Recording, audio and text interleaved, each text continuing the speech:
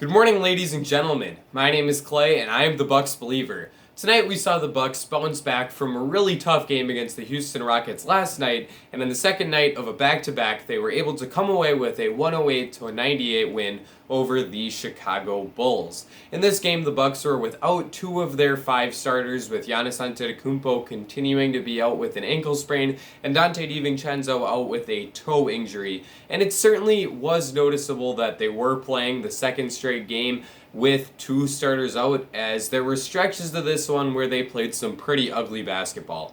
In the second quarter, they allowed the Bulls to go on a 15-0 run where the Bulls cut what was at one time a well over double-digit lead all the way down to a tie. The Bucks were able to then regain their lead in the second half of the second quarter as well as in the third quarter, but in the fourth the Bulls mounted another comeback and were able to cut the lead all the way down to 10 after it soared all the way up to around 20 points at certain points during the third quarter. Brook Lopez was the leading scorer for the Bucks today, finishing with 22 points on 9 for 15 shooting, and he made 4 of his 5 free throws. The Bucks were using Brook a lot as a roller in screening situations, and Brook did a really nice job of rolling right to the basket and taking advantage of a Chicago Bulls defense that was ill-equipped to deal with him in the paint. Nikola Vucevic is one of the better offensive centers in the NBA, and he just isn't quite as good on the defensive side of the court, and Brook was able to use his size and strength to go up strong on those rim running opportunities, and that's how he was able to finish with a really solid 22-point effort. Brook was also quite good on defense, where he held Vucevic to just 17 points on a really poor 7 for 27 shooting. Brook did a nice job of keeping Vucevic in front of him and forcing him to take difficult jump shots, where Brook did a great job of getting his hand in his face and contesting and making those shots as tough as they could for the Chicago Bulls all-star big men. Brook also did a nice job as a helper in the Bucks defensive scheme, as he finished with 4 blocks on the night. A couple of those came on Vucevic, but a couple of them also came in situations where the Bucks were running their switching defense a little bit. There was one time where I remember Brook getting switched onto a smaller guard or wing, and that player took Brook right to the rim. And while Brook did get beat and fell a step behind the ball handler for Chicago, he was able to recover well enough to block the Bulls' shot. So Brook had a nice game, and I give him a lot of credit for what was a tough night for a lot of Bucks players. He was able to step up and score an efficient 22 points. Chris Middleton can be said in half of that statement, as Chris also had 22 points, but he certainly didn't do it efficiently. Chris took 24 shots in order to reach that mark, shooting just 33% from the field today. He was a bit better from beyond the three-point arc, as he went 3 for 8 from 3, but this wasn't the terrific, efficient sort of night that we've seen from Chris over the past couple of seasons. A big part of that, in my opinion, has to be this being a back-to-back. In last night's game against the Houston Rockets, Chris played really well and had 33 points on 21 shots against Houston.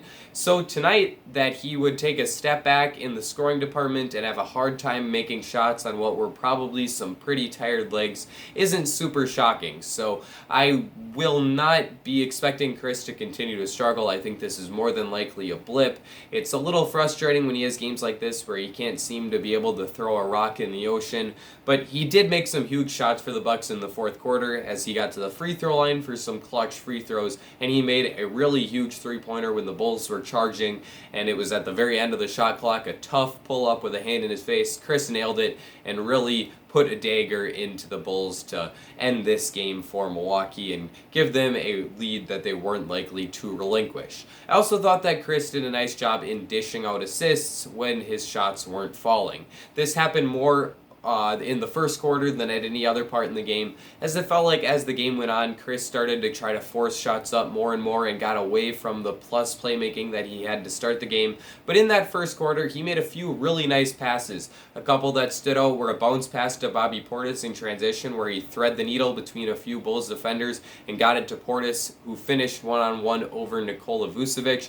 There was another play where Chris was in a post-up situation against a small Bulls guard, but instead instead of forcing up a turnaround jump shot as he usually does in those situations, he instead found a wide open Brook Lopez in the dunker spot for an easy layup. There was a third play where Chris was going to the basket and saw Bryn Forbes in the opposite quarter and made a really nice baseball style pass to the corner for Bryn for an open three.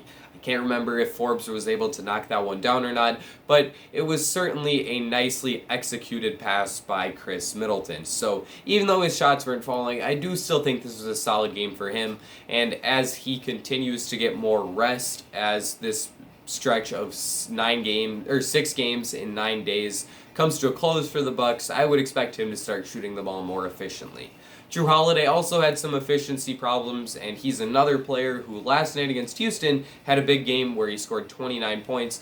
Today he had 16 points, but it took him 17 shots to get there, and he also struggled to make his three-pointers as he went just 1 for 5 from beyond the three-point line. Similar to the Middleton, he was able to tack on some assists as he dished out 7 dimes, but he was struggling to hit shots. He did get to the rim a few times, and that was the area at which he was most effective scoring the basketball. But this wasn't a terrific game from Jrue, so it was certainly good to see players like Bobby Portis really step it up and have a solid scoring night in the absence of terrific play from guys like Middleton and Holiday and Bryn Forbes as well.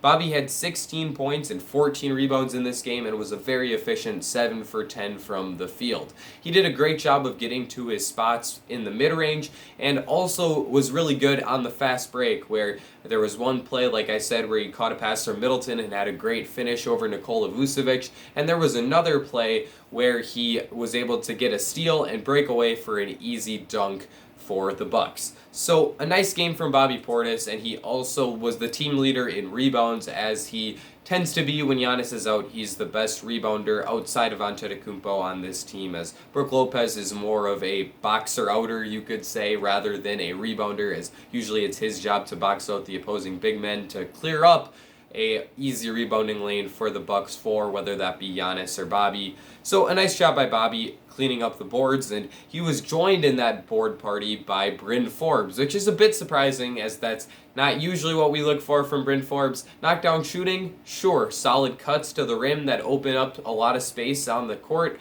Yeah, that's the stuff Forbes does well. But today he added in 13 rebounds, which is production in unexpected places for Bryn Forbes, and it was good to see him contribute in more than one way, as usually it is just the shooting. Forbes did reach double digits in this game as he had 10 points, but that's a far cry from his 30-point effort against the Houston Rockets last night. The trend of players that had a big game yesterday struggling a little bit today continues, but at least Forbes is efficient, shooting 4 for 9 from the field and 2 for 4 from beyond the three-point line.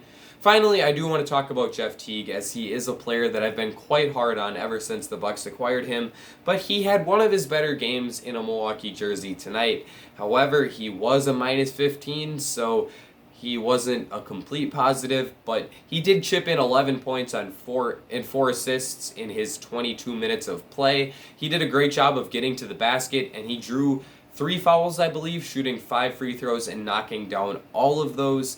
He did struggle on defense, and there were a couple plays where it was really frustrating. He had some easy closeouts, and he just didn't hustle to get out on the shooter, and it allowed the Bulls shooters to get some really easy shots off. But overall, I think that this was a nice game from Jeff Teague, and I hope that he continues to be aggressive getting to the rim, and when it's not there, he does a nice job of kicking it out to shooters as he did today. So a good game from Jeff Teague, and overall, a grimy win for the Bucks. It was a game that they had to win. They were on the second night of a back-to-back, but they were playing a team that they should beat every single time, and they were able to knock off Chicago. So I think you walk away from this game in a positive light if you are a Bucks fan. They did hold the Bulls to just 98 points, so there was some good defense being played tonight.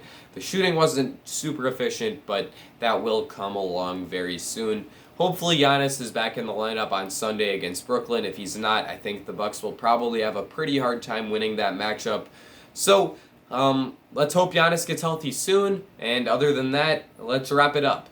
Let me know what you thought of this game in the comment section down below. Be sure to leave a like and subscribe, especially if you are a fellow Bucks believer. This is the place for you.